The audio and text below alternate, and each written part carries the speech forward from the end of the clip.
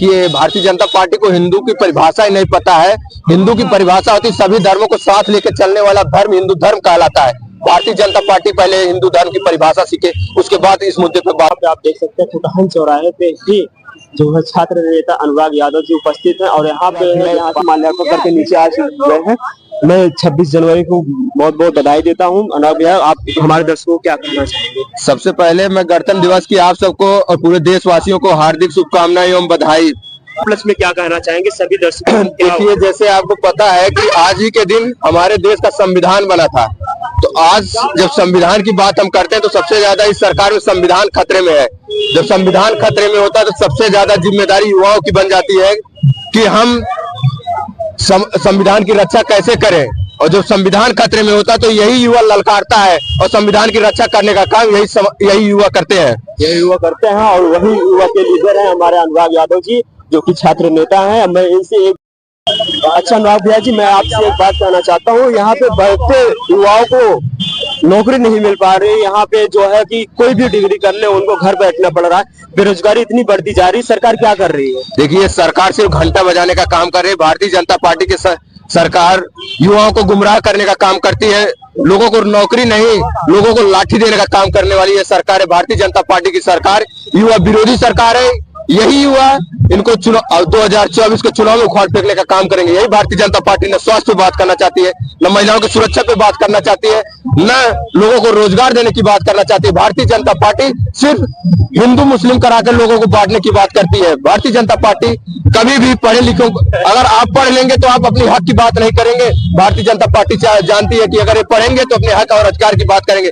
ये पिछड़ों के हक और अधिकार को मानने का काम अगर कोई कर रहा है तो भारतीय जनता पार्टी कर रही है। तो मैं आपको बता देना चाहता हूँ कि यही पिछड़े, यही युवा, यही गरीब, आधी आबादी महिलाएं भारतीय जनता पार्टी को उखाड़ फेंकने का काम करते हैं। इस सरकार में सबसे ज्यादा असुरक्षित अगर कोई है तो महिलाएं हैं।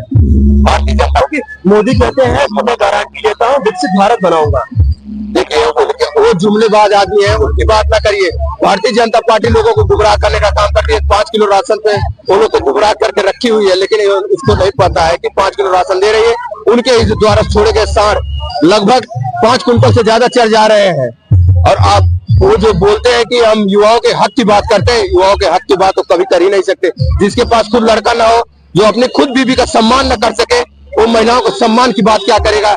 पहले मैं आपके माध्यम से कहना चाहता हूं कि पहले अपने बीवी का हक और अधिकार दिलाने का काम मोदी जी खुद करें, तब दूसरों को महिलाओं के सम्मान और हक की बात करें। वो जैसा कि आप लोग कह रहे हैं अनुराग जी, बच्चों पर डायरेक्ट हमला बोलते हुए कह रहे हैं कि जो कि महिलाओं यहाँ पे असुरक्षित है। कहीं भी आप देख रहे होंगे कि इतना ज्यादा से ज्यादा न्यूज उस पे आ रहा है, रेप केसेस भी आ रहे हैं।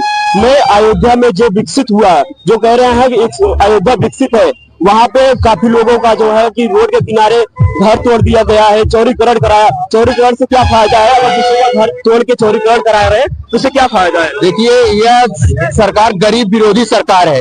ये गरीबों को परेशान करने का काम करती है। बताइए, भगवान कभी नहीं कहते कि लोगों गरीब को परेशान करके हमारा मंदिर बनवाइए। भगवान के पास हम आप कब जाते हैं? जब परेशान रहते हैं। ऐसा नहीं कि हमें परेशान करके भगवान का बनवाया जाए मंदिर। तो भगवान ऐसा कभी नहीं चाहेंगे कि वो गरीबों का हक छीना जाए। तो भारतीय जनता पार्टी की षड्यंत्र है कि गरीबों को परेशान करने का काम किया जा रहा है। मैं आपके माध्यम से कह देना चाहता हूँ कि गरीब का घर उजाड़ने से भगवान बचते नहीं, भगवान तो गरीबों का घर बनवाते हैं। और आपको ये भी बता देना चाह रहे हैं, भारतीय जनता पार्टी मंदिर के नाम पर गुमराह करने का काम कर रही है। मंदिर भारतीय जनता पार्टी का मुद्दा नहीं था। मंदिर तो कोर्ट के आदेश पे बन रहा है। ये भारतीय जनता पार्टी अपना मुद्दा बनाकर 2024 का चुनाव लड़ना चाह रही है, लेकिन भारतीय जनता पार्टी को यह नहीं पता है कि ये जनता, गरीब जनता समझ गई है कि उसके साथ जो अन्याय कर रहे हैं यही पिछड़ा युवा। अभी आप देखेंगे खेतासराय में हत्या कर दी जाती है। प्रजापति समाज के दो की कोशिश करेंगे। यहाँ से खेतासराय 10 किलोमीटर की दूरी पे है। वहाँ पे अजय प्रजापति और अंकित प्रजापति 2 सगे भाई थे। उनका जो चौराहे पे ही दुकान था, वो अपना जीवन यापन करते थे। उनका बेरहमी से हत्या कर दिया गया है। मौर्य, इन सब की हत्या अगर होती है तो भारतीय जनता पार्टी से इससे कुछ लेना देना नहीं है। मौर्य अगर प्रजापति समाज करना होता, तो अगर किसी अगड़ी जात का होता तो भारतीय जनता पार्टी उसको न्याय भी दिलाती और अपराधी के घर बुलडोजर भी चलाती। क्या यही दोहरी नीति की सरकार चलाना चाहती है भारतीय जनता पार्टी? मैं आपके माध्यम से सरकार से पूछना चाहता हूं कि ये अगर ऐसे ही दोहरी करेंगे तो यही प्रजापति समाज आपको उखाड़ फेंकने का काम करेंगे। और जैसे ही सरकार बदलती है हम लोग उसको न्याय दिलाने का काम करेंगे। जैसे कि अनुराग भाई कह रहे हैं कि जैसे ही समाजवादी पार्टी का एक बार पुनः सरकार बनती है तो वो प्रजापति समाज के जितने भी लोग हैं, जैसे कि यहाँ पे अंकित और अजय की हत्या हुई है, उसके लिए खड़े उतरेंगे और जो है कि उनके हक की बात करेंगे। और यहाँ पे